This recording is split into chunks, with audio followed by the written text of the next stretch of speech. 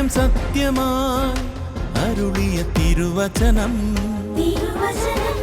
നിത്യസത്യമായി അരുളിയ ദിവ്യവചനം ശാന്തിയായി ദീപമായി നമ്മിൽ തെളിദീപമായിതാ സത്യവചനം വിടുതലായി രക്ഷയായി നമ്മിൽ നവജീവനായിതാ സത്യവചനം സത്യം സത്യമാ സത്യം സത്യമാ സത്യം സത്യമാ സത്യം സത്യമാ.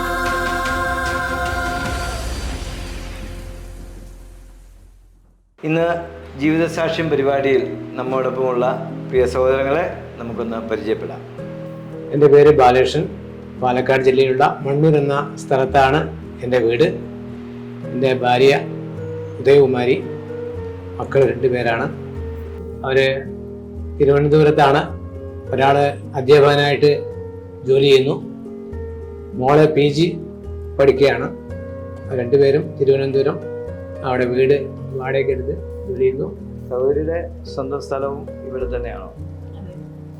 ഞാനും പാലക്കാട് ജില്ലയിലെ മണ്ണൂർ എന്ന സ്ഥലം തന്നെയാണ് താമസിക്കുന്നത്. അടുത്ത് തന്നെയാണ് എൻ്റെ സ്വന്തം വീട്. കല്യാണം കഴിച്ചത് 5 കിലോമീറ്റർ വ്യത്യാസത്തിലാണ്. ഭാരതവന്റെ ആത്മീയ പശ്ചാത്തലം ഒന്ന് വിശദീകരിക്കാം. ഞാൻ മറ്റൊരു മത പശ്ചാത്തലത്തിൽ നിന്ന് വന്നതാണ്. അമ്മയാണ് അതിനുള്ള മുഖാന്തരം ഒരുക്കിയത്. കാരണം അമ്മയുടെ ജീവിതത്തിൽ പൈശാചികമായിട്ടുള്ള പ്രശ്നങ്ങൾ ധാരാളമായിട്ടുണ്ടായിരുന്നു. അതിന് മതാചാരങ്ങൾ പോലുള്ള പൂജാകർമ്മങ്ങളും അതുപോലെ ധാരാളം കർമ്മങ്ങളൊക്കെ ചെയ്തിട്ടുണ്ട്, നേർച്ച കാഴ്ചകളൊക്കെ ചെയ്ത് അങ്ങനെ പോയിക്കൊണ്ടിരിക്കുമ്പോൾ ഒന്നിലും ഒരു വ്യത്യാസമില്ലാതെ ആ പൈശാചികമായിട്ടുള്ള കാര്യങ്ങളൊന്നും ഒരു വ്യത്യാസവുമില്ല. വെറുതെ പൈസ ചിലവാക്കുക എന്നല്ലാതെ ഒരു ഗുണം ഉണ്ടായില്ല. അങ്ങനെ ഇരിക്കുമ്പോഴാണ് എൻ്റെ ഒരു കൂട്ടുകാരൻ്റെ സഹോദരി ഒരു ധ്യാന കേന്ദ്രത്തെക്കുറിച്ച് പറഞ്ഞത്. തൃശ്ശൂരുള്ള ഒരു ധ്യാന കേന്ദ്രത്തിൽ പോയാൽ മതി, 5 പൈസ ചിലവില്ല, ദൈവത്തിനൊന്നും നേർച്ച കാഴ്ചകൾ കൊടുക്കേണ്ട ആവശ്യമില്ല, നിങ്ങൾ ഈ ചെയ്തതൊക്കെ മണ്ടത്തരമായിട്ടാണ് എനിക്ക് തോന്നിയത്. അല്ല, അതിനിടയിൽ ഒരു കാര്യം ചോദിച്ചോട്ടെ, ഈ കാര്യങ്ങൾക്കായിട്ട് അനേക പണം മുടക്കി അങ്ങനെ പല മതാചാരങ്ങളൊക്കെ ചെയ്ത് അങ്ങനെ വല്ലതും പരീക്ഷിച്ചിരുന്നോ? ഉണ്ട്. കാരണം വീട് സ്വന്തമായിട്ടില്ലാത്തതുകൊണ്ട് വിറ്റില്ല എന്ന് മാത്രമേ ഉള്ളൂ. അത്രയും ഉള്ള കാശ് മുഴുവൻ അതിലേക്ക് പോയി കഴിഞ്ഞു. എന്തൊക്കെ ചെയ്തു? 30 വർഷങ്ങൾക്ക് മുൻപ് അമ്മ ഒരു ഭാഗം മുഴുവൻ തളർന്നുപോയി. ആ സമയത്ത് മതാചാര പ്രകാരമുള്ള ഒരുപാട് ആചാരങ്ങൾ ചെയ്തു. അതിലൊരിക്കലും ഒരു ഫലം ഉണ്ടായില്ല. എങ്കിലും പൈസ കയ്യിലൊന്നും ഇല്ലാത്തതുകൊണ്ട് അങ്ങനെയുള്ള പണികളൊക്കെ നിർത്തിവെച്ചിരിക്കുമ്പോഴാണ് ഇനി ഒന്നും ചെയ്യുന്നില്ല, ഇനി മരണമാണെങ്കിൽ മരണം, അല്ലെങ്കിൽ ഇനി ഒന്നും ചെയ്യുന്നില്ല, എന്ത് വന്നാലും സഹിക്കുക എന്നുള്ളതാണ് ആ പ്ലാനിലായിരുന്നു ഇരുന്നത്. അങ്ങനെ ഇരിക്കുമ്പോഴാണ് എൻ്റെ ഒരു കൂട്ടുകാരൻ്റെ സഹോദരി ഇവിടെ വരാനും, അവർ ക്രിസ്ത്യൻ ബാക്ക്ഗ്രൗണ്ടിനാണ്, അവർ വീട്ടിൽ വരാനും അമ്മയെ കാണാനും അതുപോലെ ഇവിടെ നടക്കുന്ന കാര്യങ്ങൾ മനസ്സിലാക്കിക്കൊണ്ട് അവർ ഞങ്ങളോട് സംസാരിച്ചു.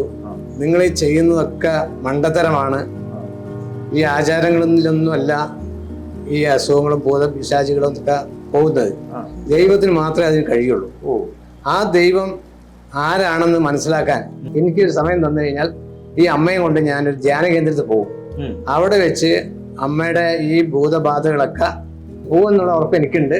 നിങ്ങൾ വിട്ടാക്കുകയാണെങ്കിൽ ഞാൻ കൊണ്ടുപോകാം, 5 പൈസ നിങ്ങൾ തരണ്ട, എൻ്റെ കൂടെ വിട്ടാക്കിയാൽ മതി എന്ന് പറഞ്ഞു. അങ്ങനെ അമ്മയെ കൊണ്ടുപോയി.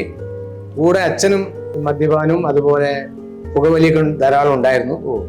അപ്പൊ അച്ഛനും അമ്മയും കൂടെ ഞാൻ അങ്ങ് വിട്ടാക്കി. കാരണം അമ്മയ്ക്ക് സുഖമില്ലാത്തതാണ്. അപ്പൊ അതുകൊണ്ട് അമ്മയുടെ കൂടെ അച്ഛനെയും വിട്ടാക്കി. കൂടെ പോയില്ല? ഞാനും പോയി. പക്ഷെ ഞാൻ അവിടെ ഇരുന്നില്ല. അവരവിടെ ആക്കി. ഒന്നും ഉണ്ടായില്ല, എതിർപ്പൊന്നും ഉണ്ടായില്ല. അവര് ഞങ്ങൾ 3 പേരും കൂടി പോയി അവിടെ ആക്കി. ഞാൻ ഒറ്റയ്ക്ക് വന്നു. അവരൊരാഴ്ച ധ്യാനത്തിന് കൂടിയതിന് ശേഷമാണ് അവരെ വിളിക്കാൻ ഞാൻ പോകുമ്പോഴേക്ക് ഇവിടുന്ന് പോകുമ്പോഴുള്ള ഒരു പ്രശ്നങ്ങളൊന്നും കണ്ടില്ല. നല്ല ധൈര്യം, സന്തോഷം ഉണ്ടായിരുന്നു. അപ്പോൾ അങ്ങനെ ശരി ആയിക്കോട്ടെ, നിങ്ങൾ എന്നാൽ അങ്ങനെ തന്നെ ചെയ്തോളൂ, വിശ്വസിച്ചോളൂ, പ്രാർത്ഥിച്ചോളൂ. അവിടെ നിന്ന് പറഞ്ഞ പ്രാർത്ഥനയൊക്കെ ചൊല്ലി വീട്ടിൽ ഇരുന്നിട്ട് അമ്മ അറിയുന്ന രീതിയിൽ പ്രാർത്ഥിക്കുന്നുണ്ടായിരുന്നു. അപ്പോഴും ഞാനൊന്നും പറയുന്നില്ല. കാരണം ഞാൻ ഈ പറഞ്ഞ മാതിരി എനിക്കപ്പോഴും വിശ്വാസമായിട്ടില്ല. കാരണം ഇത് ഈ പൈശാചികമായിട്ടുള്ള പ്രശ്നങ്ങൾ വരുന്നതൊക്കെ കൊല്ലത്തിൽ 1-2 പ്രാവശ്യമാണ്. ഓ അങ്ങനെയാണ്. അതെ. അപ്പൊ സ്ഥിരമില്ല. സ്ഥിരമില്ല. അപ്പൊ ഈ 6 മാസമെങ്കിലും നോക്കാതെ എനിക്ക് വിശ്വസിക്കാൻ കഴിയില്ല എന്നുള്ള രീതിയിൽ ഞാൻ എൻ്റെ ആ പഴയ ആചാരപ്രകാരം തന്നെ നടന്നുപോയി. അപ്പോഴാണ് ഇങ്ങനെ ഒരു 6 മാസം കഴിഞ്ഞപ്പോഴൊന്നും കണ്ടില്ല. എന്നാലും ഒരു 6 മാസം കൂടി നോക്കട്ടെ, 1 വർഷം കഴിഞ്ഞിട്ട് ഞാൻ വിശ്വസിക്കാമെന്ന് പറഞ്ഞു. അങ്ങനെ ഇരിക്കുമ്പോഴാണ് 1 വർഷം കഴിഞ്ഞിട്ട് അമ്മയ്ക്കിന്റെ ദേഹത്ത് ഈ പൈശാചികമായിട്ടുള്ള പ്രശ്നമൊന്നും ഉണ്ടായില്ല. അങ്ങനെയാണ് ഞാൻ എൻ്റെ ഇവിടെ കോങ്ങാടാണ് എൻ്റെ ബിസിനസ്. കോങ്ങാടാണ്, വൈദ്യശാലയാണ്. അപ്പൊ അതിൽ നമ്മുടെ എൻ്റെ ഫ്രണ്ട് ശശി ഉണ്ട്. ശശി സഹോദരൻ അവിടെ വന്നു, കടയിൽ വന്ന് മരുന്ന്, അമ്മയ്ക്കുള്ള മരുന്നൊക്കെ വാങ്ങിക്കാൻ എൻ്റെ കടയിലാണ് വരിക. അപ്പൊ കുറെ ആയിട്ട് മരുന്ന് വാങ്ങിക്കാൻ വരാതായി. ശശിയുടെ അമ്മയ്ക്ക് വയറുവേദനയൊക്കെ ആയിട്ട് അവിടെ നിന്ന് മരുന്ന് വാങ്ങിക്കാറോ. അപ്പോൾ കുറെ ആയിട്ട് കാണാറാകുമ്പോൾ എവിടെയാണ് കാണുന്നില്ലല്ലോ എന്ന് ചോദിച്ചു. അപ്പൊ ഞാൻ തൃശ്ശൂര് ഒരു ഡോക്ടറെയാണ് കാണിക്കുന്നതെന്ന് എന്നോട് പറഞ്ഞു. അപ്പൊ ഞാൻ ഒന്നും മിണ്ടിയില്ല, അങ്ങനെ ഇരുന്നു. പിന്നെ അത് കഴിഞ്ഞിട്ട് ഈ ധ്യാനം കഴിഞ്ഞിട്ട് ഒരു ആശ്രമത്തിൽ കയറി. അവിടെ ഒരു സാക്ഷ്യം ശശി പറയുന്നതായിട്ട് കേട്ടു. എൻ്റെ അമ്മയ്ക്ക് ഇവിടെ സുഖമില്ലാതെയായി, ഞാൻ എൻ്റെ അടുത്തുള്ള വൈദ്യശാലയിൽ നിന്നാണ് മരുന്ന് വാങ്ങിച്ചത്. ഇപ്പോൾ ഇവിടെ വന്നതിന് ശേഷം, ദൈവത്തെ അറിഞ്ഞതിന് ശേഷം, യേശുവിനെ അറിഞ്ഞതിന് ശേഷമാണ് എൻ്റെ അമ്മയ്ക്ക് രോഗം പൂർണ്ണമായി മാറിയത് എന്നുള്ള സാക്ഷ്യം ഞാൻ അവിടെ കേട്ടു. അപ്പോഴാണ് ഡോക്ടർ ആരാണ് എന്നുള്ളത് എനിക്ക് ബോധ്യം വന്നത്. എന്നാലും എൻ്റെ ആ വിശ്വാസത്തിന് ഒരു തോട്ടൊന്നും വന്നില്ല. കാരണം അങ്ങനെ ശരിയാവും തോന്നുന്നില്ല. നോക്കട്ടെ, എന്തായാലും 6 മാസം കൂടി കഴിഞ്ഞിട്ട് ഇനി ഈ പൈശാചികമായിട്ടുള്ള പ്രശ്നങ്ങളൊന്നും ഇല്ലെങ്കിൽ ഇതുതന്നെയാണ് എൻ്റെ ദൈവം എന്ന് ഞാൻ വിശ്വസിക്കും. അപ്പൊ യേശുവിനെ കുറിച്ച് ഞാൻ സ്വയം തീരുമാനം എടുത്തു പറഞ്ഞു. ഇന്ന് ശശിനോട് പറഞ്ഞു, ഞാൻ 6 മാസം കൂടി നോക്കും, അത് കഴിഞ്ഞിട്ട് ഓക്കെ ആണെങ്കിൽ ഇതാണ് സത്യമെങ്കിൽ ഞാൻ തീർച്ചയായും യേശുവിനെ കുറിച്ച് മനസ്സിലാക്കാനായിട്ട് വീണ്ടും ഞാൻ വരും എന്ന് പറഞ്ഞു. ഇത് എവിടെ വെച്ചാണ്? അത് ഞങ്ങള് ധ്യാന കേന്ദ്രത്തിൽ വന്നതിന് ശേഷം കോങ്ങാട് വെച്ച് കണ്ടു. കടയിലേക്ക് വീണ്ടും ഒക്കെ വന്നു. നിങ്ങൾ എന്തായി, അമ്മയ്ക്ക് എങ്ങനെ ഉണ്ടെന്ന് ചോദിക്കാനായിട്ട് വന്നതാണ്. അപ്പൊ ഞാൻ പറഞ്ഞു, എന്താ ഇപ്പൊ കുഴപ്പമൊന്നുമില്ല, എന്തായാലും കൊല്ലത്തിൽ 1 പ്രാവശ്യം 2 പ്രാവശ്യം വരുന്നുണ്ട്. ഇത് വന്നിട്ടില്ലെങ്കിൽ ഞാൻ എന്തായാലും യേശുവിനെ കുറിച്ച് മനസ്സിലാക്കും, ദൈവം ആരാന്ന് മനസ്സിലാക്കാൻ എനിക്ക് താല്പര്യമുണ്ട്. അപ്പോൾ ഞാൻ സഹോദരനോട് പറയാന്ന് പറഞ്ഞു. അങ്ങനെ ശശി സഹോദരൻ പാലക്കാട് ഒരു പ്രാർത്ഥനാ ഗ്രൂപ്പായിട്ട്, അതായത് ഡോക്ടർ AP ജോസഫ് എന്നുള്ള സഹോദരനെയും കൂട്ടി ഞങ്ങളിങ്ങനെ ധ്യാന കേന്ദ്രത്തിൽ കണ്ടു.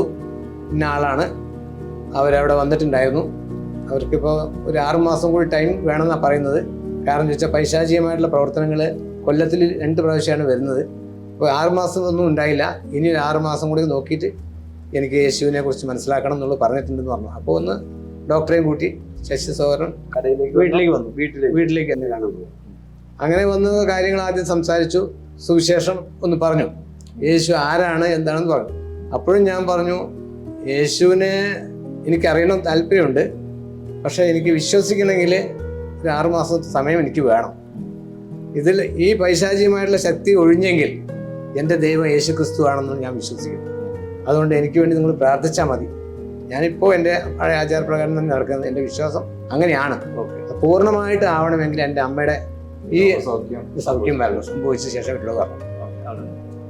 അപ്പൊ ഈ സമയങ്ങളിൽ നിങ്ങൾ വിവാഹിതരായിരുന്നോ?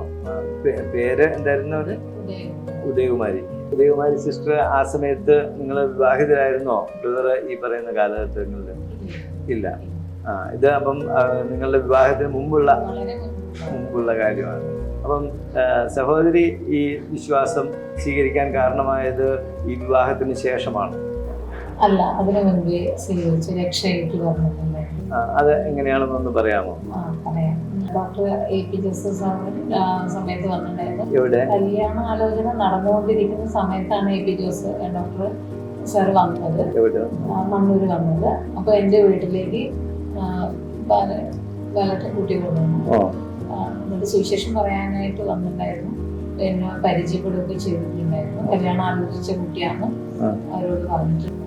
കല്യാണാലോചന നടന്നിരുന്ന സമയത്താണ്. ഓക്കെ. അപ്പൊ നിങ്ങള് ഫാമിലികൾ രണ്ടുപേരും അടുപ്പം ഉണ്ടായിരുന്നു? അടുപ്പമുള്ള, അതായത് കസിൻ, ലോങ് കസിൻ ആണ്. എങ്കിലും അടുപ്പുണ്ടായിരുന്നു. കല്യാണാലോചന നടന്നുകൊണ്ടിരിക്കുന്നു. സമയത്തായിരുന്നു Okay. സാർ വന്നത്. ഉം. പിന്നെ അവിടെ ഒരു ബൈബിൾ ക്ലാസ് അവിടെ അറേഞ്ച് ചെയ്തിട്ടുണ്ടായിരുന്നു അടുത്തുള്ള ഫാദറിന്റെ വീട്ടില്. അപ്പൊ അവിടേക്ക് എന്നെ അച്ഛനോട് പെർമിഷൻ ചോദിച്ചു, അവിടേക്ക് വരാൻ കഴിയുമോ എന്ന് ചോദിച്ചു. അച്ഛൻ സമ്മതം പറഞ്ഞു. അങ്ങോട്ട് പോവുകയും ചെയ്തു. അവിടെ വെച്ചിട്ട് എന്താണ് മനസ്സിലാക്കിയത്, എന്താണ് കേട്ടത്? കർത്താവായ യേശുക്രിസ്തു എനിക്ക് വേണ്ടി, എന്റെ പാപങ്ങൾക്ക് വേണ്ടിയിട്ട് മരിച്ചു, 3-ാം നാൾ ഉയർത്തെഴുന്നേറ്റ് ഇന്നും ജീവിക്കുന്നു എന്നുള്ള സത്യം എനിക്ക് അവിടെ വെച്ച് മനസ്സിലാക്കാനിടയായി. അന്നേരം തന്നെ ഞാൻ ടൈം വേസ്റ്റ് ആക്കിയില്ല. അന്നെ സാക്ഷ്യം രക്ഷയേറ്റു വരികയും ചെയ്തു. അതിനുശേഷം എൻ്റെ മതാചാര പ്രകാരമുള്ള ഒരു ചടങ്ങിലേക്ക് ഞാൻ തിരിഞ്ഞു നോക്കിയിട്ടില്ല. അതിനുശേഷമാണ് വിവാഹ ഡേറ്റ് നിശ്ചയിക്കും കാര്യങ്ങളൊക്കെ ചെയ്ത് അത് കഴിഞ്ഞിട്ട് രണ്ട് രീതിയിലും ഞങ്ങളുടെ വിവാഹം കഴിയാനിടയായി.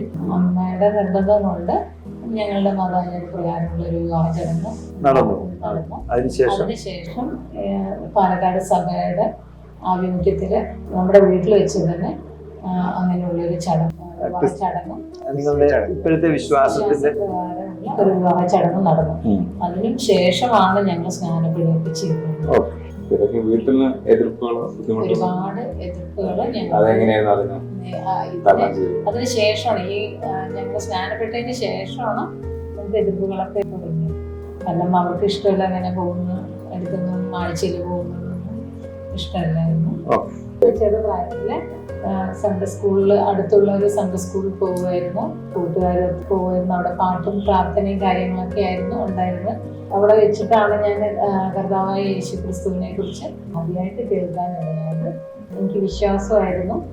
അപ്പം എല്ലാ ആഴ്ചയും ഞാൻ മുടങ്ങാതെ പോയി.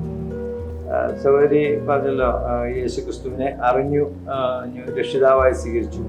അങ്ങനെ പറഞ്ഞതുകൊണ്ട് സഹോദരിക്ക് യഥാർത്ഥത്തിൽ എന്താണ് ഒരു നേട്ടം ഉണ്ടായത്, അല്ലെങ്കിൽ നമ്മളുടെ ജീവിതത്തിൽ എന്താണ് അത് യേശുവിനെ വിശ്വസിച്ചു എന്ന് പറയുന്നത് കൊണ്ടുള്ള സന്തോഷം ഉണ്ടായത് എന്നൊന്ന് വ്യക്തമാക്കാമോ?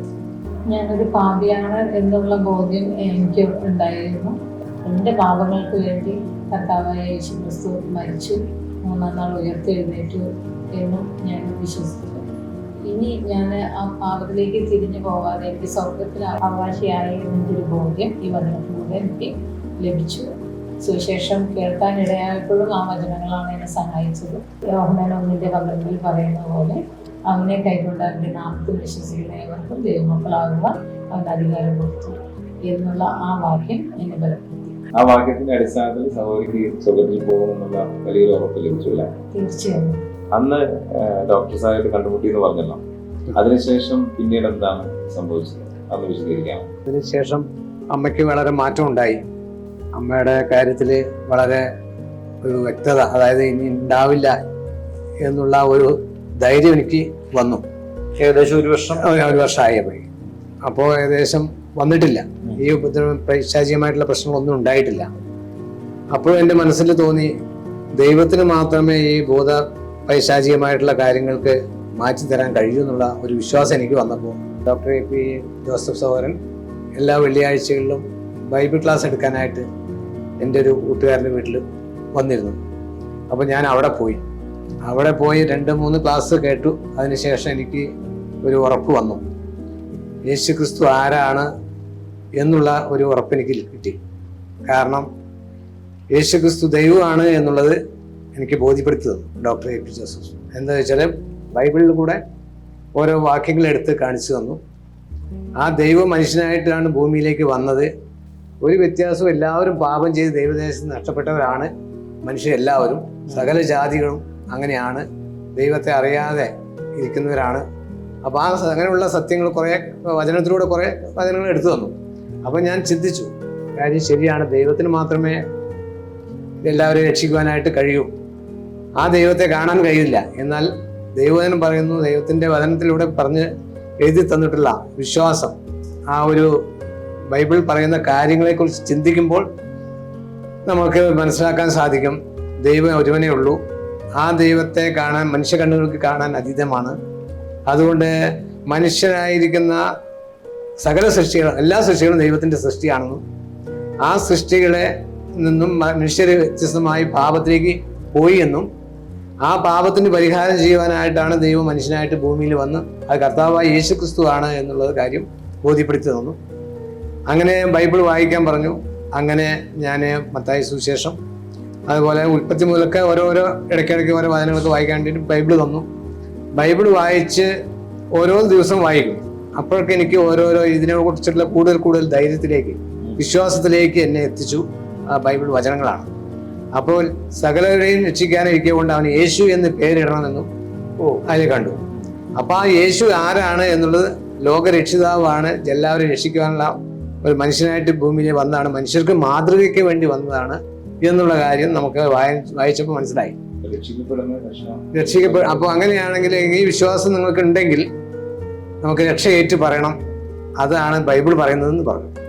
അപ്പൊ യേശുവിനെ ഇടയ്ക്കൊന്ന് ചോദിച്ചോട്ടെ, ഈ രക്ഷ എന്ന് പറയുന്നത് കൊണ്ട് എന്താണ് ബ്രദർ ഉദ്ദേശിച്ചിരുന്നത് എന്നൊന്ന് വ്യക്തമാക്കാമോ? എനിക്ക് മനസ്സിലായ, എനിക്ക് അപ്പോൾ തന്നെ വായിക്കുമ്പോൾ തന്നെ കുറെ മനസ്സിലാവുന്നുണ്ട്. പാപികളാണ് എല്ലാവരും എന്ന് പറഞ്ഞു. അതെ, എല്ലാ മനുഷ്യരും പാപികളാണെന്ന് പറഞ്ഞു. അപ്പൊ ഞാൻ പറഞ്ഞു, ഞാൻ അങ്ങനെ പാപമൊന്നും ചെയ്തിട്ടില്ല. അങ്ങനെ ഒത്തിരി പേര് പൊതുവിൽ പറയാറുണ്ട്, ഞാൻ വലിയ പാപമൊന്നും ചെയ്യാറില്ല, അപ്പൊ എനിക്ക് വേറെ വലിയ പ്രശ്നങ്ങളൊന്നുമില്ല എന്ന് ചിന്തിക്കുന്ന ആളുകളാണ് നമ്മുടെ മധ്യത്തിൽ ധാരാളം ഉള്ളത്. അതേ നിലയിലായിരുന്നോ? അപ്പോ അങ്ങനെയാകുമ്പോൾ ഈ പാപം ചെയ്തില്ല എന്ന് പറഞ്ഞപ്പോൾ ഡോക്ടർ പറഞ്ഞു, പാപം ചെയ്യാന്ന് പറഞ്ഞാൽ ഒരാളെ കൊല്ലുക അല്ലെങ്കിൽ ഒരാളെ എന്തെങ്കിലും ഉപദ്രവിക്കാതൊന്നും അല്ല പാപം. നമ്മൾ തെറ്റായ കാര്യങ്ങൾ ചിന്തിച്ചാൽ അതൊരു മനുഷ്യന്റെ ചിന്താഗതിയിൽ വരുന്നതാണ്. നമ്മളിവിടെ ഇരിക്കുകയാണെങ്കിൽ ചിന്താഗതി പല ചിന്താഗതികളാണ്. അങ്ങനെ തെറ്റായ ചിന്താഗതികളോ മോഹങ്ങളോ വന്നു കഴിഞ്ഞാൽ അതും പാപമാണ്. അതായത് ഇങ്ങനെ പറയുന്ന പോലെ മനസ്സ വാച കർമ്മണ എന്ന് പറയുന്ന പോലെയാണ്. അതെ അതെ, ഈ പാപം എന്നുള്ളത് മനുഷ്യർ ചിന്തിക്കുന്നതും പാപമാണെന്നുള്ളത് ആ സമയത്താണ് എനിക്ക് ബോധ്യം വന്നത്. അതൊരു വലിയ തിരിച്ചറിവാണ്. അതെ, വലിയ തിരിച്ചറിവാണ്. അപ്പൊ അങ്ങനെ ആ പാപം മനസ്സിലായെങ്കിൽ അത് ഏറ്റുപറയുകയും ചെയ്യണം എന്നുള്ളതും ബൈബിൾ വചനം പറയുന്നുണ്ട് എന്ന് പറഞ്ഞിട്ട് റോമർക്ക് എഴുതിയ ലേഖനം 10-ാം അധ്യായം 9-10 വാക്യം ഒന്ന് വായിച്ച് നോക്കുമെന്ന് പറഞ്ഞ് കേൾപ്പിച്ചു. അപ്പോഴാണ് യേശുവിനെ രക്ഷിതാവായി സ്വീകരിക്കുന്ന അതരം കൊണ്ട് ഏറ്റുപറയുകയും ദൈവം അവനെ മരിച്ചവരിൽ നിന്ന് ഉയർത്തെഴുന്നേൽപ്പിച്ചു എന്ന് ഹൃദയം കൊണ്ട് വിശ്വസിക്കുകയും ചെയ്യണം എന്നാൽ നീ രക്ഷിക്കപ്പെടും എന്നാണ് ബൈബിൾ പറയുന്നത്. അത് സഹോദരന് അങ്ങനെ വിശ്വസിക്കാൻ കഴിയുമെങ്കിൽ അതാണ് രക്ഷയെക്കുറിച്ച് പറഞ്ഞിരിക്കുന്നതെന്ന് പറഞ്ഞു.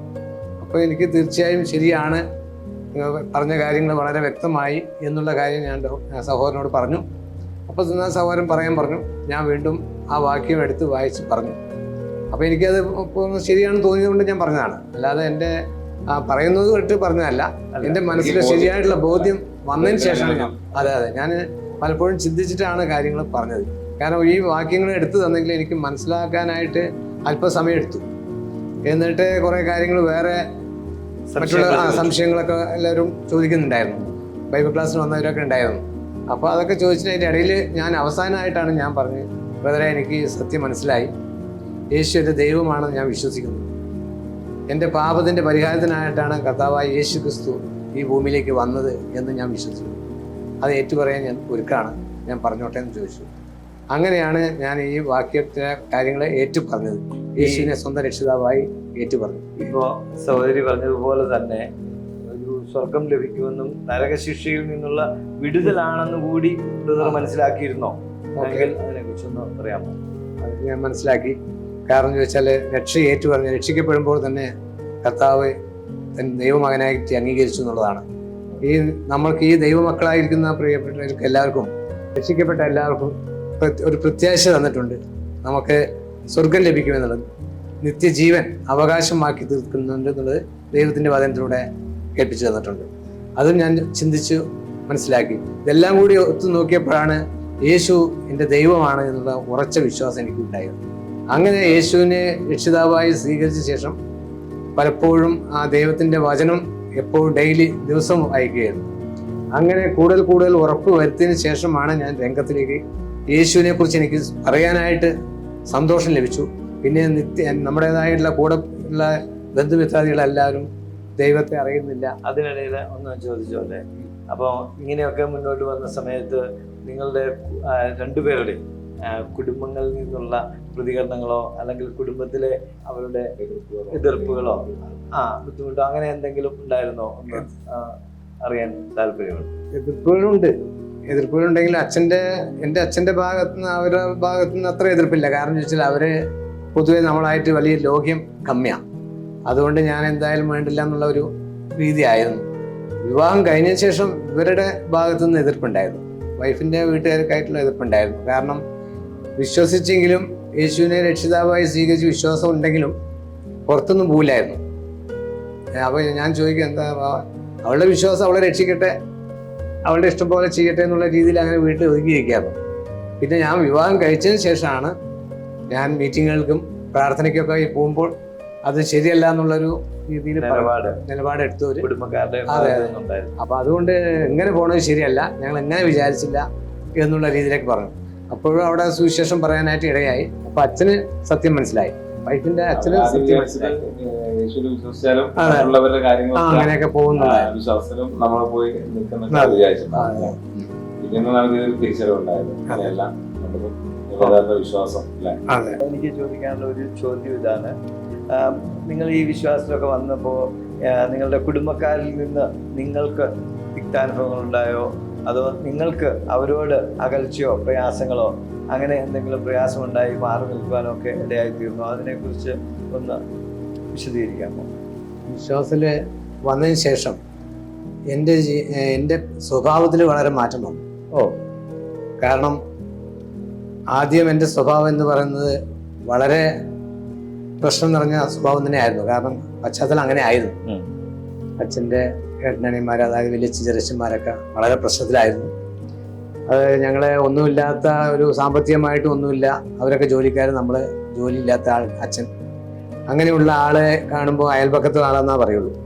കാരണം എന്താണെന്ന് ചോദിച്ചു കഴിഞ്ഞാൽ അവർ അത്രയും വിദ്യാഭ്യാസം ഇല്ല, സാമ്പത്തികവും ഇല്ല, ഒന്നും ഇല്ലാണ്ടായപ്പോൾ ഞങ്ങളെ കണ്ട് തള്ളിക്കളഞ്ഞു. അപ്പോൾ നമ്മളോട് വലിയ പ്രശ്നങ്ങളൊക്കെ ആയിരുന്നു. അപ്പോൾ ആ പ്രശ്നത്തിലൊക്കെ എനിക്ക് വളരെ ദേഷ്യമായിരുന്നു, പ്രതികാര ചിന്തയായിരുന്നു. പ്രശ്നങ്ങൾ ഉണ്ടാക്കി ജയിലിൽ പോകേണ്ട അവസ്ഥ അടക്കം ഉണ്ടായിരുന്നു. എന്നാൽ ആ ജയിലിൽ പോകേണ്ട അവസ്ഥ വന്നതും ഇതെല്ലാം ദൈവം എന്നെ വിളിച്ചിട്ടില്ല എങ്കിൽ, ഈ ദൈവത്തെ അറിഞ്ഞില്ല എങ്കിൽ ഞാൻ ഉറപ്പും ഇപ്പോൾ ഇങ്ങനെ ഈ സാക്ഷ്യം പറയാനുണ്ടാവില്ല. കാരണം ജയിലിലായിരിക്കും. എൻ്റെ കുടുംബത്തിൽ വളരെയധികം അസഹനീയമായിട്ടുള്ള ഒരു പ്രതികൂല സാഹചര്യങ്ങളായിരുന്നു. ആ സാഹചര്യം നോക്കുമ്പോൾ ദൈവത്തെ അറിഞ്ഞതിന് ശേഷം എൻ്റെ ആ സാഹചര്യം വളരെ മാറി. ഈ വലിയച്ഛൻ അവരെന്നെ പറയുന്നുണ്ട്, ഇവൻ എന്ത് തലയ്ക്ക് സുഖമില്ല എന്നാ തോന്നുന്നത്. ഇത്രയും ദേഷ്യം വന്നിട്ടുള്ള വ്യക്തി, പ്രതികാര ചിന്തയോടെ നടന്ന വ്യക്തി ഇപ്പൊ എന്താ ഇപ്പൊ ഇങ്ങനെ? അപ്പോൾ ഈ മാറ്റം അവർ ശ്രദ്ധിച്ചു. അപ്പോൾ ആ മാറ്റം കണ്ടതിന് ശേഷം അവരുടെ സ്വഭാവത്തിനും ഒരു വ്യത്യാസം വന്നു. പക്ഷെ എങ്കിലും അങ്ങനെ സ്നേഹമൊന്നും കാണിച്ചില്ല. എങ്കിലും എൻ്റെ സ്വഭാവം കണ്ടതിന് ശേഷം അവർക്ക് വളരെ മാറ്റം ഉണ്ടായി. കാരണം വീട്ടിൻ്റെ പാർട്ടീഷൻ കാര്യങ്ങളൊക്കെ ഞാൻ ആയിട്ടത് ചെയ്യാൻ പറ്റില്ല എന്ന് പറഞ്ഞിട്ട് ഇരുത്തുക. കാരണം ഈ പാർട്ടീഷൻ, അച്ഛൻ്റെ പാർട്ടീഷൻ കഴിക്കണമെങ്കിൽ ഒന്നുകിൽ എനിക്ക് വീട് തരണം, അല്ലെങ്കിൽ ഞാൻ മരിക്കണം. എങ്കിൽ മാത്രമേ ഞങ്ങൾക്ക് ഇത് ഇവിടെ നടക്കുകയുള്ളൂ. അല്ലെങ്കിൽ ഞാൻ എന്തെങ്കിലും ചെയ്യും. എനിക്ക് താഴെ മേലെ ആരുമില്ല, ഒരു മകനേ ഉള്ളൂ. അതുകൊണ്ട് ഞാൻ എന്ത് ചെയ്താലും ജയിലിൽ പോയാലും ഒരു ശിക്ഷ അനുഭവിക്കണം, അത് ഞാൻ ചെയ്യും എന്ന് പറഞ്ഞിട്ട് ഭീഷണിപ്പെടുത്തിക്കൊണ്ടായിരുന്നു എൻ്റെ സ്വഭാവം. എന്നാൽ ഈ രക്ഷിക്കപ്പെട്ട് ദൈവത്തെ അറിഞ്ഞതിന് ശേഷം ആ സ്വഭാവം വളരെ മാറി. അവരെ സ്നേഹിക്കേണ്ട ഒരു അവസ്ഥയിലേക്ക് ഞാൻ ആയിത്തീർന്നു. കാരണം എന്നോട് സംസാരിക്കാത്ത ആളും എല്ലാവരോടത്തും ഞാൻ പോയി സ്നേഹം പങ്കുവയ്ക്കുകയും അതുപോലെ യേശു ക്രിസ്തുവിനെ കുറിച്ച് കാര്യങ്ങൾ പറയുകയും ചെയ്തു. നല്ലൊരു സാക്ഷ്യം പറഞ്ഞു, എൻ്റെ സാക്ഷ്യം പറഞ്ഞു. അതുകൊണ്ടാണ് ഞാൻ ഇപ്പം ഞങ്ങളുടെ മുമ്പിൽ വന്നിരിക്കുന്നത്. ഇനി നമ്മൾക്ക് പഴയ ആ സ്വഭാവമൊന്നും എൻ്റെ അടുത്ത് ഉണ്ടാവില്ല.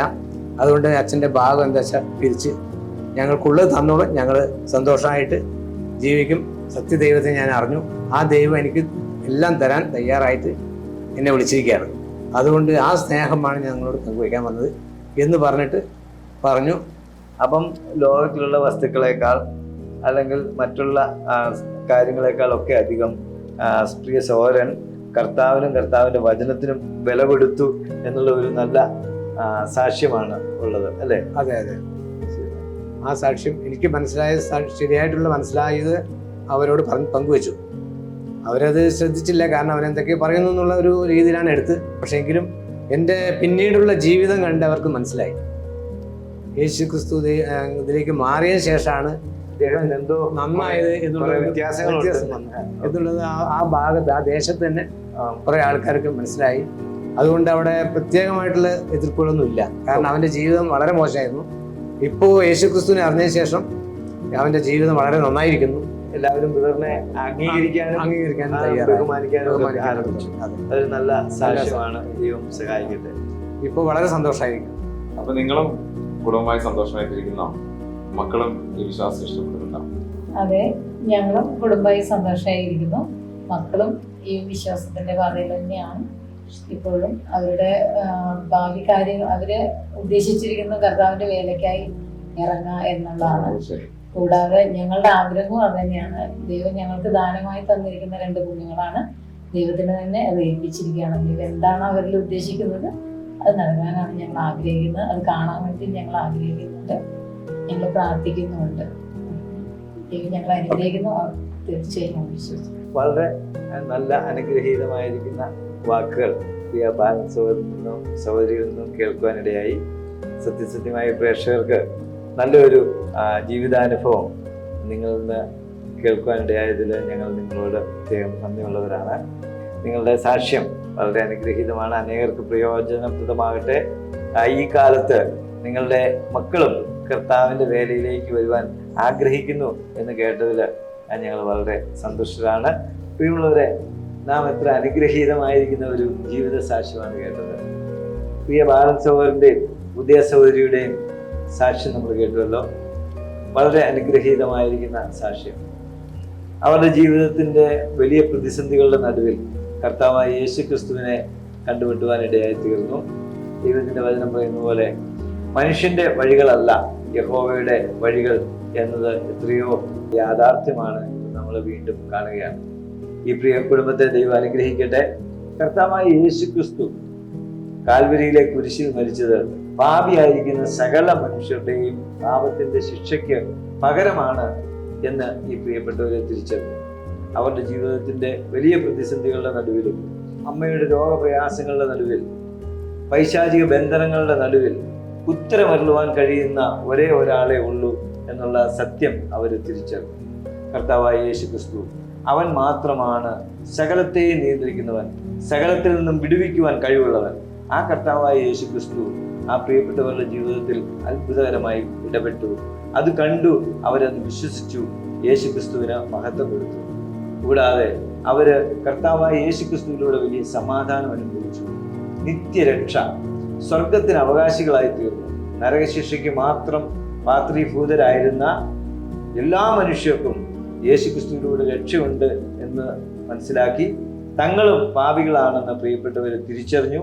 ആ യേശു ക്രിസ്തുവിന് അവരുടെ ജീവിതം കൊടുത്തു. അതെ, അത് അവരുടെ ബന്ധുക്കളുടെ ഇടയിലും നാട്ടുകാരുടെ ഇടയിലും അവരെ ദൈവം മാനിക്കുവാനിടയാക്കി തീർത്തു. അതെ, അത് മുഖാന്തരം മറ്റുള്ളവരെയും സ്നേഹിക്കുക എന്നുള്ള വലിയ സത്യം അവരുടെ സാക്ഷി ജീവിതം കൊണ്ട് കാണിച്ചു കൊടുക്കുവാൻ ദൈവം ഇടയാക്കി. അത് എത്രയോ അനുഗ്രഹീതമാണ്.